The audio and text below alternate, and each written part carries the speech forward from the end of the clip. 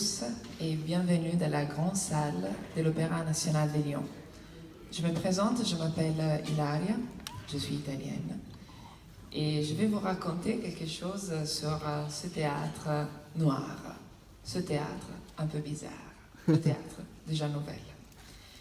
Mais avant de commencer, je vous demande vraiment un effort d'imagination. Il faut penser que cette salle, jusqu'aux années 90, était une salle à l'italienne. Donc avec des dorures, des décors, des lumières, des lustres, un rideau rouge. Et aujourd'hui, si on se regarde comme ça autour de nous, on voit du noir, on voit une salle sobre, épurée. On va donc essayer de comprendre pourquoi Jean Nouvel a décidé de transformer cette manière, ce théâtre. Vous verrez, il y a des raisons philosophiques très intéressantes. Déjà l'idée du noir. Le noir est la couleur de la nuit. Et pour Jean Nouvel, la nuit c'est le moment où on fait des rêves. Rêver, ça veut dire voyager. Donc l'idée de Jean Nouvel, c'était vraiment de faire voyager ses spectateurs. Une fois entré dans le théâtre, vous êtes vraiment plongé dans cette obscurité, dans ce monde des rêves. Et c'est une manière aussi d'oublier la vie de tous les jours, avec les angoisses, les tristesses, les préoccupations. Une fois que vous êtes dans la salle, vous êtes concentré uniquement sur le théâtre. C'était le but de l'architecte.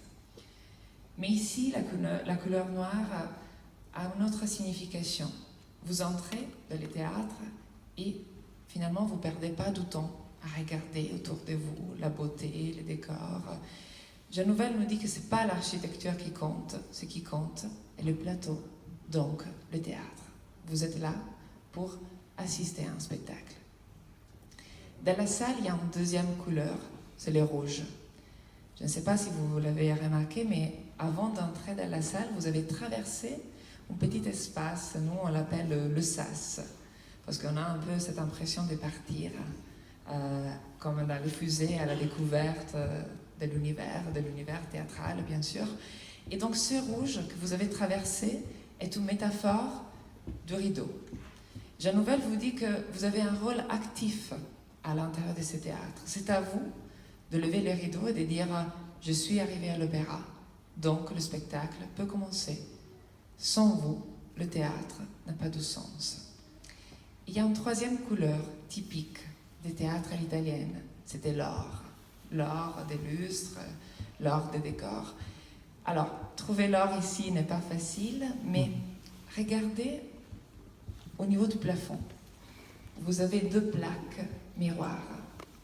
Ça, c'est un souvenir des lustres qu'on avait effectivement ici, qu'on a partout, encore aujourd'hui, dans les théâtres à l'italienne.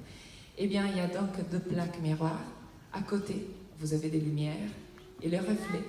C'est vraiment un souvenir de ces dorures qu'on avait dans les théâtres, dans les salles à l'italienne. Mais il y a encore une autre chose, à part pour la première rangée, vous avez, pour les autres, une petite barre devant vous. Et sur la barre, vous avez comme des petits boutons. Ce ne sont pas des boutons, c'est de la fibre optique, c'est-à-dire une petite lumière orange. Donc imaginez un soir de spectacle, les spectateurs entrent dans la salle, cette petite lumière est allumée, et après, soudainement, la salle tombe dans le noir, avant le début du spectacle. Eh bien, la lumière reste encore allumée pour quelques secondes. C'est un souvenir des bougies qu'on avait dans les théâtres à l'italienne. En Italie, aujourd'hui, c'est encore la même chose. En fait, la salle tombe dans le noir, mais il y a des bougies partout. Aujourd'hui, nous avons des bougies électriques qui restent allumées pour quelques secondes.